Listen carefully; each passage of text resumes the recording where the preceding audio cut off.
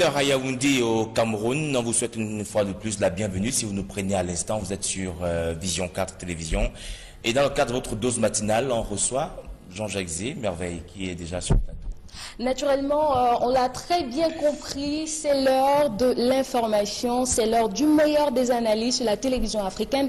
Et comme tous les jours, il reprend encore présent aujourd'hui. Jean-Jacques Zé, bonjour. Bonjour Merveille, Simon, bonjour Pi Byron. Bonjour Jean-Jacques. Salut tous nos amis téléspectateurs et les auditeurs des radios qui nous accompagnent chaleureusement au quotidien, en commençant par la mère de ces radios satellites FM et le programme Happy Morning. Merci d'être avec nous ce matin. Encore le réveil a été quand même de votre côté? Comme tous les autres, c'est souvent pénible mais agréable lorsqu'on sait qu'on va à la rencontre du public. Merci d'être avec nous ce matin une fois de plus. On va commencer notre revue de presse avec le Cameroun Tribune, le titre. Et Cameroun Tribune qui nous amène un peu dans le Bonabéré nouveau, l'arrondissement de Douala 4e, souvent considéré comme un enfer et en train de changer de visage avec les travaux d'aménagement routier qui sont réalisés depuis quelques temps déjà et qui tendent à leur livraison. Le Bonabéré de demain affiche le journal Cameroun Tribune parlant justement des travaux d'aménagement de la pénétrante ouest qui ont atteint quand même un niveau visible acceptable, même s'il restera encore quelques problèmes de ce côté-là, notamment au niveau de l'évacuation des eaux, les tracés et autres qui semblent encore susciter des interrogations. C'est un dossier costaud que propose Cameroun Tribune qui nous permet en tout cas de découvrir le chef-lieu ou l'arrondissement de Douala 4e, la pénétrante ouest dans toutes ses réalités, mais également les réactions des populations principales bénéficiaires des changements qui sont déjà visibles et perceptibles de ce côté.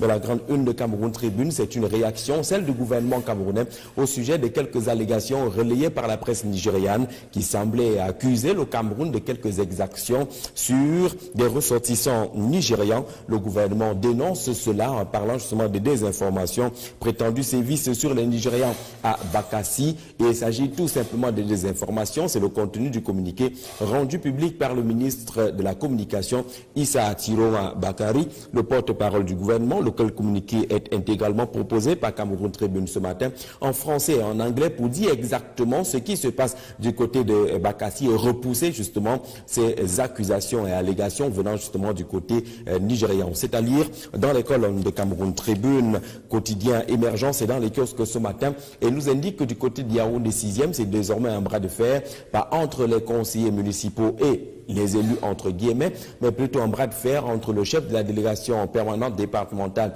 du RDPC, Gilbert Tibévouna, par ailleurs délégué du gouvernement, auprès de la communauté urbaine de Yaoundé, et le préfet du département du Fundi, Jean-Claude Tila. Les deux personnalités ne diraient pas la même chose au sujet de la situation politique et pratiquement le blocage qui est observé à Yaoundé 6. Jean-Claude Tila, le préfet, qui indique justement que les activités ne sont pas paralysées. Le troisième adjoint qui va devenir premier adjoint en la personne de Saint-Éloi Bidoum travaille normalement. Ce qui est attendu, c'est l'installation du maire, Gilbert Tibévouna, qui croit fermement qu'il n'y aura pas installation de maire de ce côté-là. On décisait, mais du coup, les positions des deux personnalités sont relayées par notre confrère ce matin qui semble comprendre justement que désormais là-bas, c'est un bras de fer entre les deux poids lourds, le préfet et le délégué du gouvernement, même s'il agit dans ce cadre sous sa casquette de chef de la délégation permanente départementale du RDPC pour le département du Fundi. Le quotidien Émergence parle également de ces chiffres à problème du côté d'Elections Cameroun. On n'a pas beaucoup évolué pour ce qui est des inscriptions sur les listes électorales. Les deux récentes sorties d'Elections Cameroun en termes d'évaluation semblent indiquer qu'il y a un peu plus de 100 000 nouveaux inscrits. Seulement, dans les nouveaux chiffres qui sont présentés, on est parti de 6 367 750 inscrits à 6 316. On va lire cela inversement, ce qui fait une augmentation de 117 750 inscrits seulement nouveaux dans le cadre de l'opération qui est en cours. Ce sont des chiffres qui n'évoluent pas. D'ailleurs, le journal propose le tableau récapitulatif du rythme des inscriptions région après région dans notre pays, tout comme le journal nous parle également de ce naufrage du bateau Mdumba, du bateau d'intervention rapide. L'épave a été retrouvée. Les opérations de sauvetage, entre guillemets, sont organisées, selon notre confrère ce matin. Mutation nous parle des centres d'hémodialyse au Cameroun et la sortie de Jean-Michel Nietzsche, qui est député issu des rangs du Social Democratic Front. C'est le chef de la circonscription politique du SDF dans le littoral, qui parle des 3,8 milliards de francs CFA débloqués et inscrits dans le budget de la République, devant permettre justement de donner vie au centre d'hémodialyse à travers le Cameroun. On parle de ces 3,8 milliards de francs CFA comme de l'argent à problème, selon les propos justement de l'élu du peuple, qui indique justement que cette somme a été allouée au centre d'hémodialyse. Ce montant permettrait d'acheter 95 000 kits, mais il questionne aujourd'hui la crise de l'hémodialyse qui est observée depuis quelque temps au Cameroun dans les hôpitaux, notamment l'hôpital général de Yaoundé, avec des grèves à répétition. Que dit-il? Que pense-t-il dans la répartition de cette enveloppe? C'est à lire avec le quotidien Mutation ce matin. Mutation qui parle également, vous allez le voir, de l'endettement au Cameroun, le poids de la dette dans notre pays. Il y a une sorte d'envol de la dette camerounaise, dit notre confrère, en ressortant aussi, pour avoir une certaine idée, des tableaux comparatifs entre différents pays africains, en établissant aussi le top 10 des pays les plus endettés, on va le dire ainsi, sur le plan africain. Et réaction du docteur Ariel Nietedem, qui est économiste, dans les colonnes de Mutation ce matin. Vous verrez par exemple le titre choisi par notre confrère pour accompagner cette sortie. L'endettement, c'est la voie de la facilité, dit le spécialiste des questions économiques dans une interview fleuve proposée dans les colonnes de Mutation ce matin. Et les tableaux justement indiquent que pour ce qui est de la dette, on le voit bien, le top 10 des pays d'Afrique subsaharienne les plus endettés, l'Érythrée vient en tête, suivi du Cap-Vert.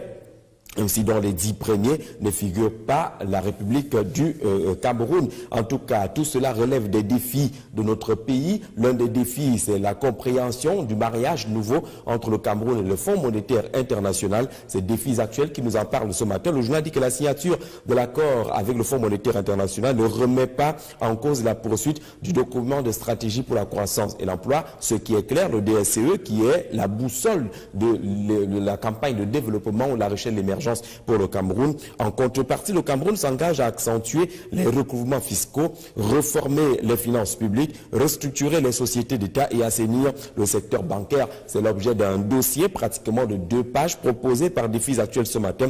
Cameroun FMI, les non-dits de cet accord qui sont enfin clarifiés par le journal Défis Actuels ce matin. On voit bien ce qui va changer et ce qui ne va pas changer.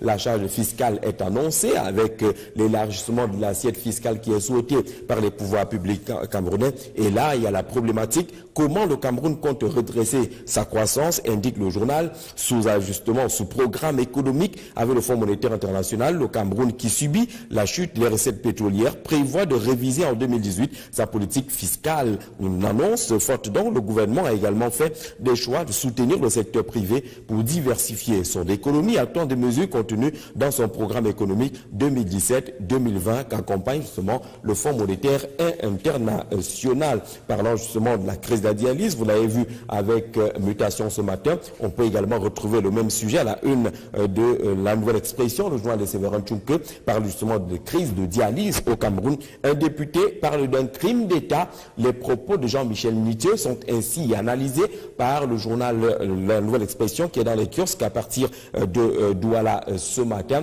pour revenir sur cet argent qui serait contenu dans la loi des finances 2017 et qui devrait permettre justement de donner vie aux personnes souffrant d'insuffisance rénale à travers le renforcement des capacités des centres d'hémodialyse, ce qui ne semble pas être mathématiquement fait selon Jean-Michel Nietzsche, l'information qui est reprise par la Nouvelle Expression ce matin. Et puis le quotidien de l'économie nous parle d'économie, naturellement, avec ce rapprochement visible entre le Cameroun et la Banque africaine de développement, mais davantage entre Biya et Célestin Monga. C'est une relation désormais apaisée, indique notre confrère ce matin. Célestin Monga, l'un des acteurs de la liberté dans les années 90, qui aura connu ces moments chauds et froids avec le régime de Yaoundé, qui est quand même revenu dans la délégation du président groupe Banque africaine de développement et qui a été reçu avec les honneurs au Palais de l'Unité. Et du coup, l'analyse proposée par le quotidien de l'économie ce matin parle de Biya et Monga et cette relation apaisée. Le journal nous parle également, vous allez le voir, de la descente sur le terrain du ministre des Travaux publics. Emmanuel Nganou Djoumessi va prendre la destination de l'Est dans quelques jours. Il va faire l'évaluation des travaux d'aménagement de la route Mbama-Messamena, mais il ira également dans ce que le quotidien de l'économie appelle l'enfer des routes de la région de l'Est pour faire l'état des lieux, lui-même le patron des travaux publics au Cameroun. Et puis le Messager s'intéresse à ce voyage de Cabral Libye du côté des États-Unis en nous proposant justement tout sur la visite de Cabral Libye, la réaction également du monde politique du côté de la diaspora camerounaise aux États-Unis. Mais le journal nous parle également de l'exploitation forestière avec le Sud et l'Est qui sont aux mains des vautours. Les constats qui sont effectués ces derniers temps parlent encore de cette exploitation sauvage et non contrôlée de la forêt camerounaise. Info Matin, pour sa part, parle des bonnes choses avec cette réhabilitation de l'hôpital de district de Deido, opération menée par le Cercle des Amis du Cameroun. La rétrocession a eu lieu hier du côté de Douala sous la conduite de la coordinatrice générale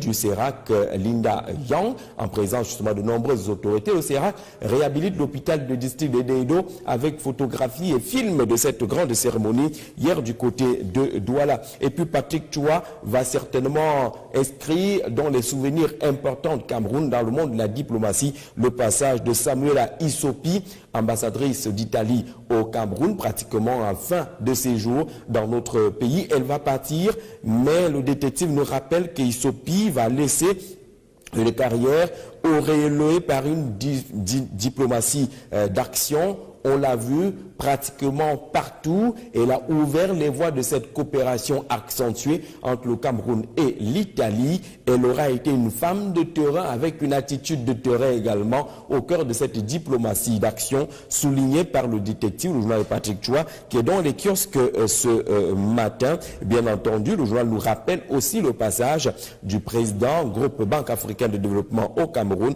une visite qui s'est déroulée sur tapis rouge avec le succès qu'on peut imaginer. Et puis les jalons nous parlent des détournements des deniers publics. Le journal donne la parole au professeur Hubert Mononjana, philosophe, chercheur et autres, parle justement de la situation actuelle du Cameroun avec ce qui se dit et ce qui se fait autour du décès de Monseigneur Jean-Benoît-Marie Bala, l'évêque de Bafia, mais également la crise anglophone. Le dernier point à aborder, c'est la relation entre le Cameroun et le Fonds monétaire international pour ce qui est des détournements des deniers publics. Il le dit clairement, et le titre choisi par le jalon ce matin, certains voleurs continuent de narguer le peuple malheureusement, indique le philosophe dans les colonnes du journal Le Jalon. Il le dit également dans les colonnes intérieures, l'épervier doit balayer toute la société. L'incapacité des détourneurs de fonds, voleurs en col blanc à transformer l'argent mal acquis en capital primitif les rend doublement coupables, dit-il, dans le développement suivi par le journal Le Jalon ce matin,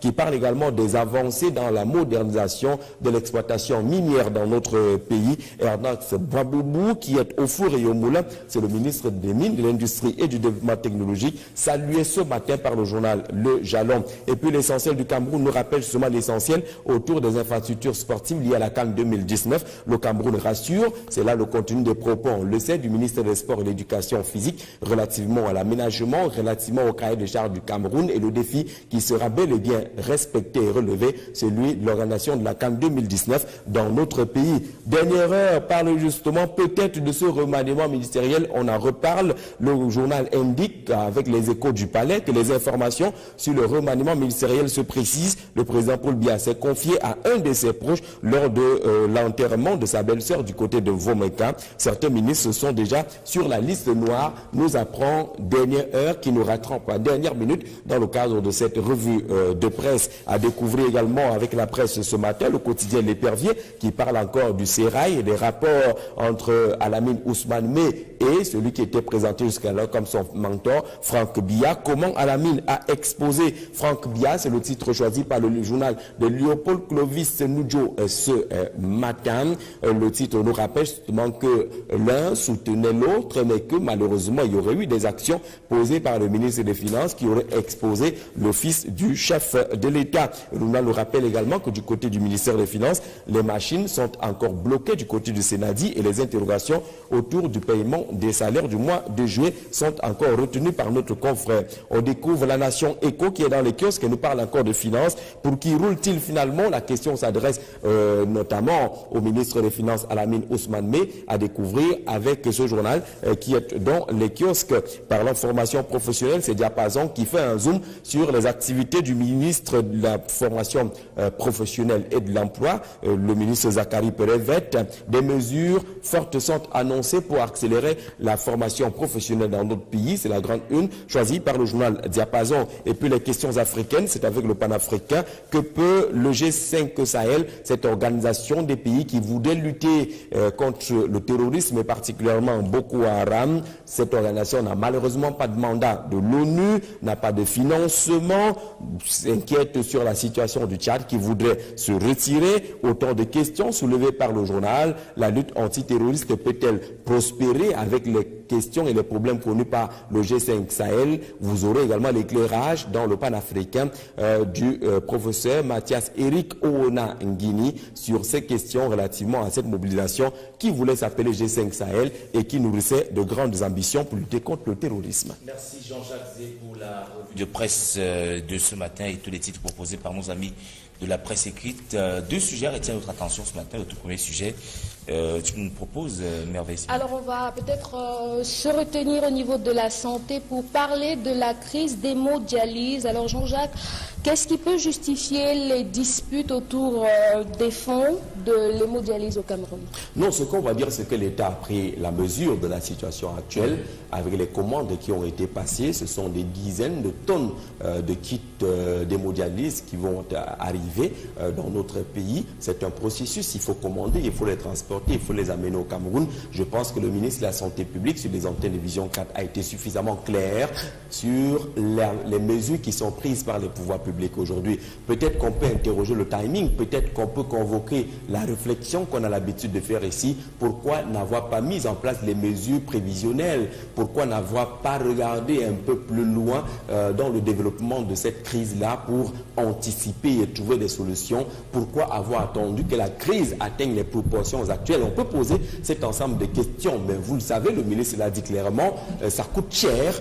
Les installations liées à l'hémodialyse coûtent cher. Le Cameroun a créé de nombreux centres quand même de suivi des malades souffrant d'insuffisance rénale dans notre pays, mais la crise des intrants, on va le dire ainsi, des composants se perdure. Mais il faut dire aujourd'hui qu'on est entré dans une politique de rationnement. Puisqu'on n'a pas tout ce qu'on souhaiterait avoir, l'État a développé une politique qui permette de satisfaire petit à petit la grosse demande qui est dans notre pays. Cela peut avoir un problème parce que justement il y a une pression qui s'abat sur les malades. On parle même déjà de quelques disparitions qui ont été enregistrées entre-temps. Le rationnement a peut-être aussi montré ses limites, mais aujourd'hui, puisqu'on parle souvent ici de l'échelle des priorités, il faut qu'en matière de priorité, l'État se fasse un peu plus sérieux, qu'on se dise justement que pour le développement de la santé au Cameroun, voilà par où on doit commencer, voilà vers où on doit tendre. Il est question aujourd'hui d'avoir une véritable échelle visible de priorité, savoir qu'aujourd'hui, on est dans une situation d'urgence. Aller trouver des solutions de ce côté-là avant d'ouvrir justement d'autres axes qui permettent justement de garantir la santé des populations. Mais vous savez, dans notre pays, les demandes sont nombreuses. Parfois, on a même pitié des décideurs dans ce pays parce que vous luttez contre les maladies liées à l'insuffisance rénale aujourd'hui. Demain, on vous parlera des maladies cardiaques. Après-demain, vous avez le paludisme qui reste tout à fait têtu. Vous avez des maladies telles que le sida et autres qui sont encore là. Vous avez des questions, j'allais dire, sociales et sanitaires en même temps, telles que la planification familiale qu'il faut également suivre. Vous avez l'équipement des centres hospitaliers, ainsi de suite. Voilà pourquoi nous insistons, Piba Eron, Simo, pour l'établissement de l'échelle de priorité. Aujourd'hui, je pense que la question de l'hémodialyse est en train de ternir l'image du Cameroun lorsque nous voyons des malades affaiblis en train de mener quelques mouvements de grève devant les centres hospitaliers. Cette image-là est imparable. Elle ne peut qu'être négative pour le Cameroun. Peut-être faudrait-il mieux gérer la situation des personnes souffrant d'insuffisance rénale. Il faut gérer cette situation, je veux dire, avec une réelle proximité, le dialogue permanent, l'encadrement permanent, l'écoute permanente également, parce que ces gens sont suffisamment fragiles aujourd'hui. Ils vivent avec la mort dans le dos. C'est-à-dire que c'est pratiquement une pression incroyable que ces personnes vivent. Et donc, il faut leur trouver des solutions presque immédiate, mais en même temps, il faut établir un pont de dialogue permanent. Il faut même mettre en place une organisation réelle qui permette qu'il n'y ait jamais de fossé entre ces malades et les pouvoirs publics à travers les hôpitaux qui sont occupés et qui sont appelés à les gérer au quotidien. Voilà ce qui fait. Est-ce qu'il peut y avoir des détournements de fonds autour de ces milliards? Nous ne pouvons pas, avec la position que nous occupons ici sur ce plateau, parler des détournements des deniers publics. Nous ne savons pas comment cette affaire est gérée. Nous nous confions aux propos du ministre de la Santé publique. D'ailleurs, on aura peut-être l'occasion encore, en convoquant nos amis qui s'occupent des volets santé, notamment l'émission Notre Santé. Peut-être que cette émission reviendra sur les propos du ministre de la Santé publique, qui est la voix la plus autorisée en la matière. Maintenant, on ne va pas demander au député Jean-Michel Nitieux de se taire. Il sait ce qui est contenu dans le budget, il le sait peut-être mieux que nous pour avoir participé à son élaboration, je veux dire au moins à avoir interrogé ce budget. Est-ce que l'argent qui est censé être débloqué a été débloqué? Est-ce que les commandes ont été passées? Est-ce que le problème que nous vivons aujourd'hui n'est pas lié à la production, puisque ce n'est pas nous qui produisons ces kits? Est-ce que ce n'est pas lié au transport de ces kits? Mais le problème du timing, je reviens là-dessus, doit être notamment interrogé. Il faut prendre des mesures à temps pour éviter des crises. Merci. On va peut-être s'intéresser également à la ville de Douala et aux travaux qui sont faits du côté de Bonabéry. Ce matin, Douala quelque part un nouveau visage? C'est important aujourd'hui de dire que Douala est en train de changer radicalement avec les travaux qui sont menés. La pénétrante Est est déjà prête, la pénétrante Ouest est également en train de voir son embellie avec les travaux qui sont menés par Sogea Satom de ce côté-là. Les travaux de Bonabéry étaient un peu plus compliqués parce que c'est les travaux, dit-on, en pleine circulation. On n'avait pas interrompu la circulation, il fallait aménager la route, les ponts et autres pendant que les activités normales, entre guillemets, se poursuivaient. Parce que vous savez que la pénétrante ouest ouvre au moins sur 3 régions, l'ouest, le nord-ouest et le sud-ouest. Et vous imaginez que le nord-ouest et le sud-ouest, c'est pour aller vers le Nigeria.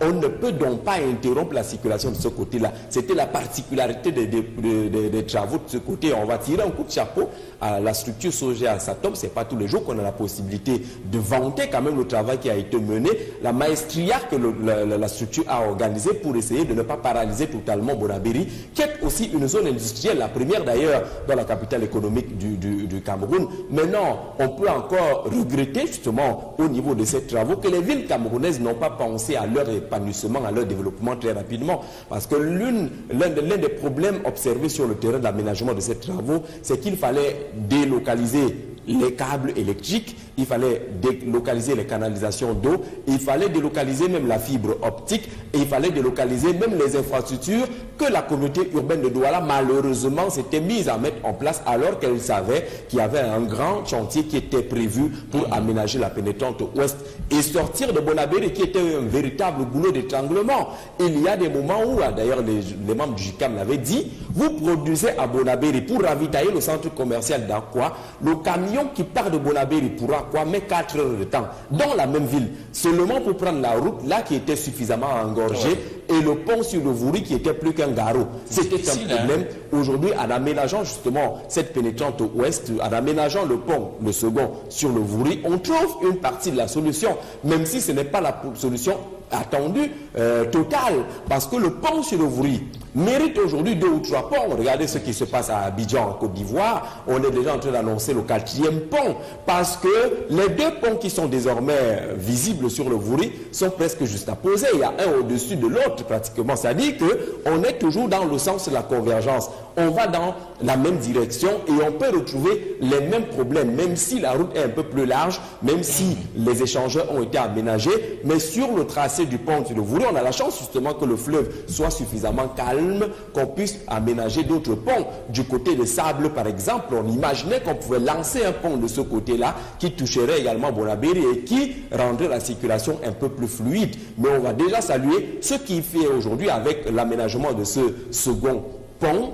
Et en attendant, peut-être que d'autres politiques puissent être déployées afin de multiplier. Maintenant, il faut lutter contre les civismes. Dans les journaux ce matin, on nous dit que du côté de la pénétrante Est, du côté des villages, on est encore en train de vivre les actes d'incivisme.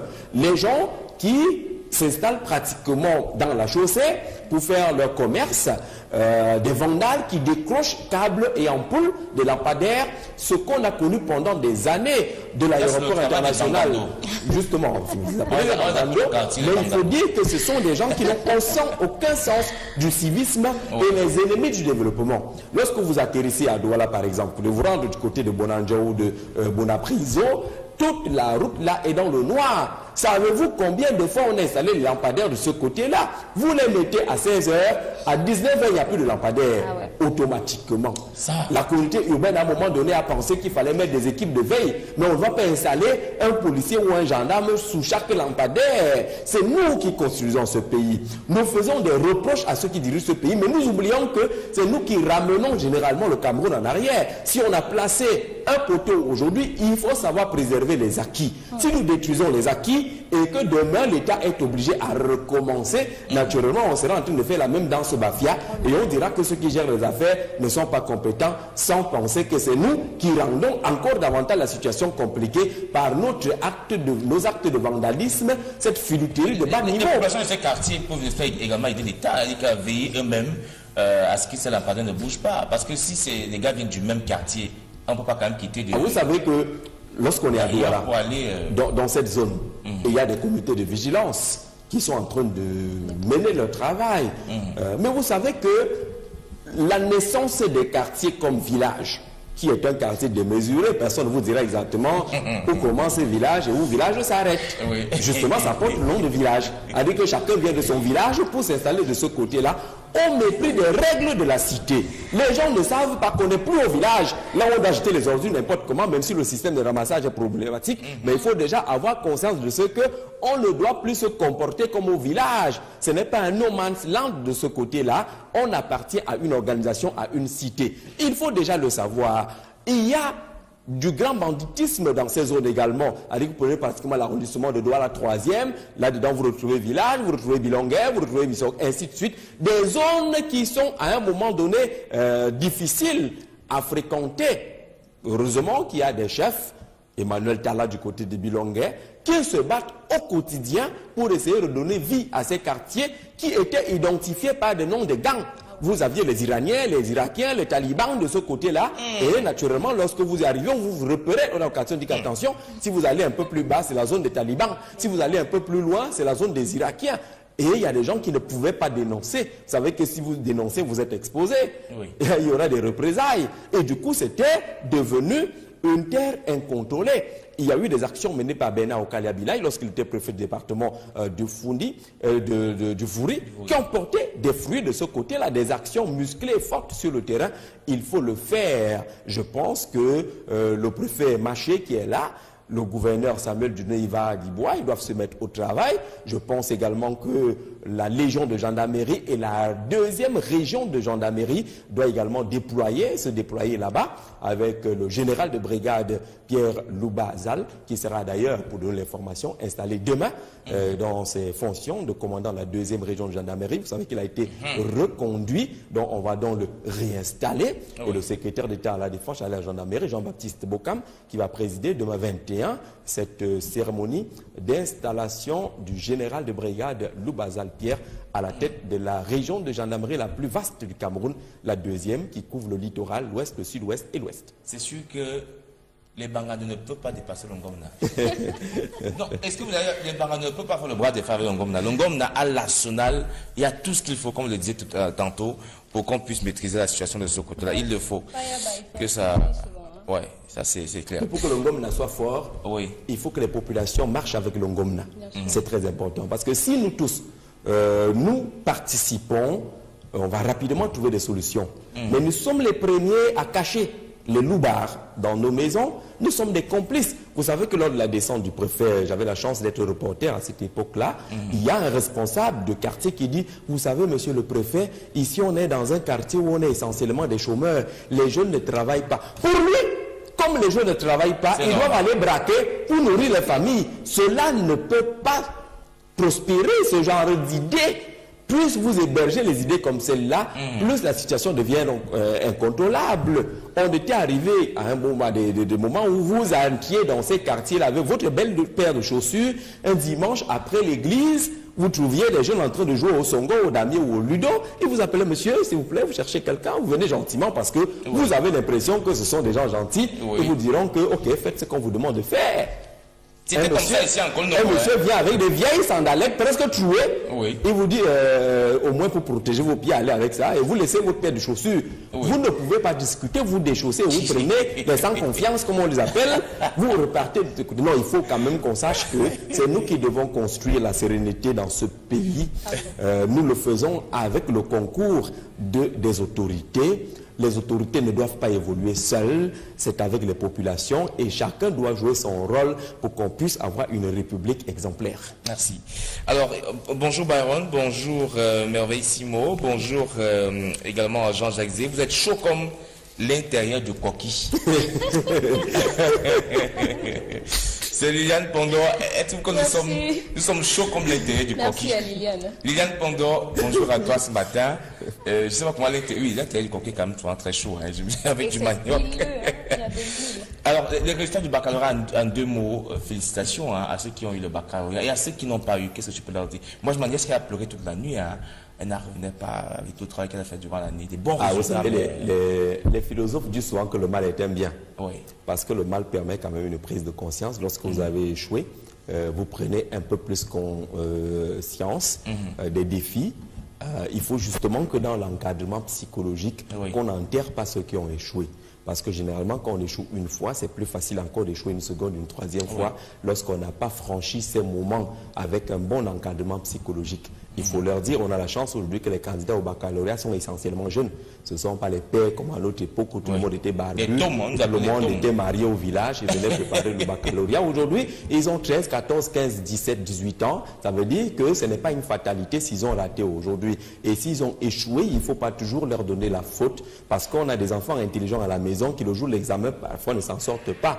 Tout cela appartient à la préparation. Est-ce qu'on l'a mis dans les conditions psychologiques normales pour aller affronter le monde nouveau que constitue l'examen? Est-ce qu'on lui a dit qu'il ne s'agit que de la continuité de ce qu'il a l'habitude de faire à l'école et qu'il ne puisse pas se dire que l'examen est un monde particulier? Nous sommes tous responsables parfois de ces échecs. Maintenant, on doit être tous responsables de la préparation, de la réussite justement des enfants pour les prochaines échéances. Il faut donc les ménager tout en leur rappelant que, attention, on ne souhaiterait plus avoir un échec, mais ne pas les traumatiser davantage. Ce sont des tout petits, ils peuvent encore se relever. On va dire merci à l'anecdote qui nous rattrape rapidement. Il y avait quelques retards à l'imprimerie. Le journal est là, ce matin, le bi-hebdomadaire, l'anecdote qui nous parle justement du temps des appétits, parlant justement de l'accident des écarts. Vous savez qu'avec toutes les commissions qui sont montées aujourd'hui, le journal a vu le déploiement autour des décisions prises par le chef de l'État pour la prise en charge et l'appui et la prise en charge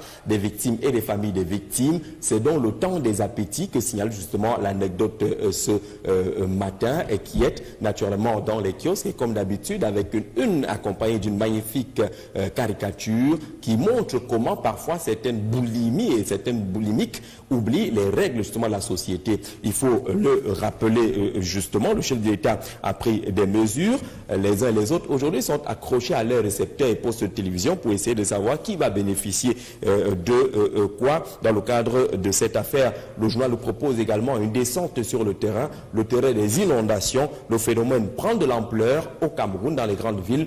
Comment comprendre justement cette ampleur des inondations dans nos différentes villes au Cameroun, tout en évoquant également ces financements à profusion pour le Cameroun. La Banque africaine de développement donne des garanties. Le ministère de l'économie, pratiquement au quotidien, procède à la signature des conventions. Ce sont des financements à profusion, dit notre confrère, le journal L'Anecdote ce matin pour le Cameroun. Et n'oubliez pas de façon traditionnelle le supplément spécial qui nous parle d'un sujet très intéressant ce matin. Merveille, on espère que le sujet reviendra dans scène de vie, qui nous parle de ce phénomène qui prend de l'ampleur également, le concubinage.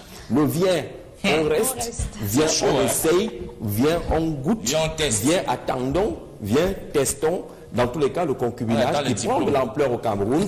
Pour quelles raisons? C'est un dossier de 4 pages en guise de supplément que propose notre confrère ce matin. Les prétextes de l'engagement, les conséquences du concubinage, un moyen d'inverser la donne avec notamment les solutions, le mariage collectif par exemple, qui a été expérimenté au Cameroun, peut-être pour contourner les problèmes aujourd'hui, la dot et ses problèmes, pour le risque et pour le pire, peut-on qualifier le concubinage avec l'anecdote ce matin, pour le risque et pour le pire. Dans le cas du mariage, on dit pour le meilleur et pour le pire, mais là, dans le cas du concubinage, on dit pour le risque et pour le pire. Ça, c'est clair. Monsieur, merci d'être passé sur le plateau de la matinale ce matin. Il y a votre ami Jean-Calvin Ndongo qui vous invite à Douala parce que son épouse a 1 an de plus aujourd'hui. Vous allez remettre ça à samedi. Hein. Parce que si ce monsieur va à Douala aujourd'hui, il n'y aura pas de revue de presse demain. Jean-Calvin Ndongo. Merveille, on l'accompagne avec la publicité. Oui, bien sûr, on va accompagner Jean-Jacques avec la publicité. On va faire un clin d'œil à nos partenaires. Bonne journée, monsieur. Très bonne journée. Voilà, monsieur.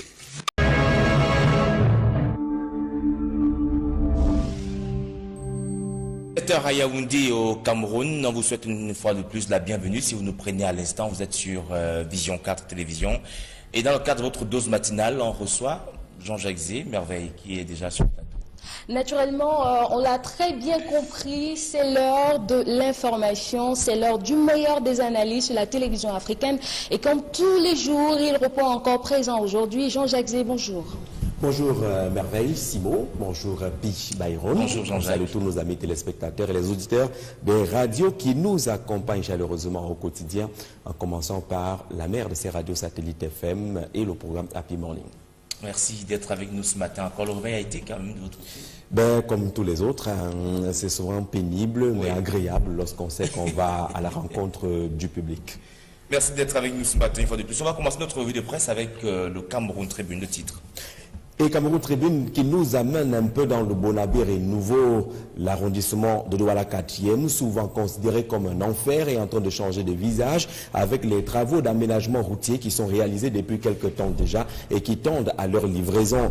Le Bonabir de demain affiche le journal le Cameroun Tribune parlant justement des travaux d'aménagement de la pénétrante ouest qui ont atteint quand même un niveau visible, acceptable, même s'il restera encore quelques problèmes de ce côté-là, notamment au niveau de l'évacuation des eaux, les tracés et autres qui semblent encore susciter des interrogations. C'est un dossier costaud que propose Cameroun Tribune qui nous permet en tout cas de découvrir le chef-lieu ou l'arrondissement de Douala 4e, la pénétrante ouest dans toutes ses réalités, mais également les réactions des populations principales bénéficiaires des changements qui sont déjà visibles et perceptibles de ce côté. Mais la grande une de Cameroun Tribune, c'est une réaction, celle du gouvernement camerounais, au sujet de quelques allégations relayées par la presse nigériane qui semblait accuser le Cameroun de quelques exactions sur des ressortissants nigérians. Le gouvernement dénonce cela en parlant justement de désinformations prétendues sévices sur les Nigérians à Bakassi. Et il s'agit tout simplement de désinformations. C'est le contenu du communiqué rendu public par le ministre de la Communication, Issa Dubato Mdoumba, du bataillon d'intervention rapide. L'épave a été retrouvée. Les opérations de sauvetage, entre guillemets, sont organisées, selon notre confrère ce matin. Mutation nous parle des centres d'hémodialyse au Cameroun et la sortie de Jean-Michel Nietzsche, qui est député d'issue des rangs du Social Democratic Front. C'est le chef de la circonscription politique du SDF dans le littoral, qui parle des 3,8 milliards de francs CFA débloqués et inscrits dans le budget de la République, devant permettre justement de donner vie au centre d'hémodialyse à travers le Cameroun. On parle de ces 3,8 milliards de francs CFA comme de l'argent à problème, selon les propos justement de l'élu du peuple, qui indique justement que cette somme a été allouée au centre d'hémodialyse. Ce montant permettrait d'acheter 95 000 kits, mais il questionne aujourd'hui la crise de l'hémodialyse qui est observée depuis quelque temps au Cameroun dans les hôpitaux, notamment l'hôpital général de Yaoundé, avec des grèves à répétition. Que dit-il? Que pense-t-il dans la répartition de cette enveloppe? C'est à lire avec le quotidien Mutation ce matin. Mutation qui parle également, vous allez le voir, de l'endettement au Cameroun, le poids de la dette dans notre pays. Il y a une sorte d'envol de la dette camerounaise, dit notre confrère, en ressortant aussi, pour avoir une certaine idée, des tableaux comparatifs entre différents pays africains, en établissant aussi le top 10 des pays les plus endettés, on va le dire ainsi, sur le plan africain. Et réaction du docteur Ariel Nietedem, qui est économiste, dans les colonnes de Mutation ce matin. Vous verrez par exemple le titre choisi par notre confrère pour accompagner cette sortie. L'endettement, c'est la voie de la facilité, dit le spécialiste des questions économiques dans une interview fleuve proposée dans les colonnes de Mutation ce matin. Et les tableaux justement indiquent que pour ce qui est de la dette, on le voit bien, le top 10 des pays d'Afrique subsaharienne les plus endettés, l'Érythrée vient en tête, suivi du Cap-Vert. Ainsi, dans les 10 premiers ne figure pas la République du Cameroun. En tout cas, tout cela relève des défis de notre pays. L'un des défis, c'est la compréhension du mariage nouveau entre le Cameroun et le Fonds monétaire international. Ces défis actuels qui nous en parle Siroma Bakari, le porte-parole du gouvernement, lequel communiqué est intégralement proposé par Cameroun Tribune ce matin en français et en anglais pour dire exactement ce qui se passe du côté de Bakassi et repousser justement ces accusations et allégations venant justement du côté nigérian. C'est à lire dans les colonnes de Cameroun Tribune, quotidien Émergence et dans les kiosques ce matin. Et nous indique que du côté de Yaoundé 6e, c'est désormais un bras de fer, pas entre les conseillers municipaux et les élus entre guillemets, mais plutôt un bras de fer entre le chef de la délégation permanente départementale du RDPC, Gilbert Tibévouna, par ailleurs délégué du gouvernement, auprès de la communauté urbaine de Yaoundé, et le préfet du département du Fundi, Jean-Claude Tila. Les deux personnalités ne diraient pas la même chose au sujet de la situation politique et pratiquement le blocage qui est observé à Yaoundé 6. Jean-Claude Tila, le préfet, qui indique justement que les activités ne sont pas paralysées. Le troisième adjoint qui va devenir premier adjoint, à la personne de Saint-Éloi Bidoum, travaille normalement. Ce qui est attendu, c'est l'installation du maire, Gilbert Tibévouna, qui croit fermement qu'il n'y aura pas installation de maire de ce côté-là. Et on décide, mais du coup, les positions des deux personnalités sont relayées par notre confrère ce matin, qui semble comprendre justement que désormais là-bas, c'est un bras de fer entre les deux poids lourds, le préfet et le délégué du gouvernement, même s'il agit dans ce cadre sous sa casquette de chef de la délégation permanente départementale du RDPC pour le département du Fundi. Le quotidien Émergence parle également de ces chiffres à problème du côté d'Elections Cameroun. On n'a pas beaucoup évolué pour ce qui est des inscriptions sur les listes électorales. Les deux récentes sorties d'Elections Cameroun en termes d'évaluation semblent indiquer qu'il y a un peu plus de 100 000 nouveaux inscrits seulement. Dans les nouveaux chiffres qui sont présentés, on est parti de 6 367 750 inscrits à 6 316. On va lire cela inversement, ce qui fait une augmentation de 117 750 inscrits seulement nouveaux dans le cadre de l'opération qui est en cours. Ce sont des chiffres qui n'évoluent pas. D'ailleurs, le journal le propose, le tableau récapitulatif du rythme des inscriptions région après région dans notre pays, tout comme le journal nous parle également de ce naufrage. Ce matin, le journal dit que la signature de l'accord avec le Fonds monétaire international ne remet pas en cause la poursuite du document de stratégie pour la croissance et l'emploi, ce qui est clair, le DSCE, qui est la boussole de la campagne de développement ou la recherche de l'émergence pour le Cameroun. En contrepartie, le Cameroun s'engage à accentuer les recouvrements fiscaux, réformer les finances publiques, restructurer les sociétés d'État et assainir le secteur bancaire. C'est l'objet d'un dossier pratiquement de 2 pages proposé par Défis Actuels ce matin. Cameroun FMI, les non-dits de cet accord qui sont enfin clarifiés par le journal Défis Actuels ce matin. On voit bien ce qui va changer et ce qui ne va pas changer. La charge fiscale est annoncée avec l'élargissement de l'assiette fiscale qui est souhaité par les pouvoirs publics camerounais. Et là, il y a la problématique. Comment le Cameroun compte redresser sa croissance, indique le journal, sous ajustement, sous programme économique avec le Fonds monétaire international. Le Cameroun qui subit la chute des recettes pétrolières prévoit de réviser en 2018 sa politique fiscale. Une annonce forte dont le gouvernement a également fait des choix de soutenir le secteur privé pour diversifier son économie à temps de mesures contenues dans son programme économique 2017-2020 qu'accompagne justement le Fonds monétaire international. Parlant justement de la crise de la dialyse, vous l'avez vu avec Mutation ce matin, on peut également retrouver le même sujet à la une de la Nouvelle Expression. Le journal de Séverin Tchouke parle justement de crise de dialyse au Cameroun. Un député députés parlent d'un crime d'État. Les propos de Jean-Michel Nitieux sont ainsi analysés par le journal La Nouvelle Expression qui est dans les kiosques à partir de Douala ce matin pour revenir sur cet argent qui serait contenu dans la loi des finances 2017 et qui devrait permettre justement de donner vie aux personnes souffrant d'insuffisance rénale à travers le renforcement des capacités des centres d'hémodialyse, ce qui ne semble pas être mathématiquement fait selon Jean-Michel Nitieux, l'information qui est reprise par La Nouvelle Expression ce matin. Et puis le quotidien de l'économie nous parle d'économie, naturellement, avec ce rapprochement visible entre le Cameroun et la Banque africaine de développement, mais davantage entre Biya et Célestin Monga. C'est une relation désormais apaisée, indique notre confrère ce matin. Célestin Monga, l'un des acteurs de la liberté dans les années 90, qui aura connu ces moments chauds et froids avec le régime de Yaoundé, qui est quand même revenu dans la délégation du président groupe Banque africaine de développement et qui a été reçu avec les honneurs au Palais de l'Unité. Et du coup, l'analyse proposée par le quotidien de l'économie ce matin parle de Biya et Monga et cette relation apaisée. Le journal nous parle également, vous allez le voir, de la descente sur le terrain du ministre des Travaux publics. Emmanuel Nganou Djoumessi va prendre la destination de l'Est dans quelques jours.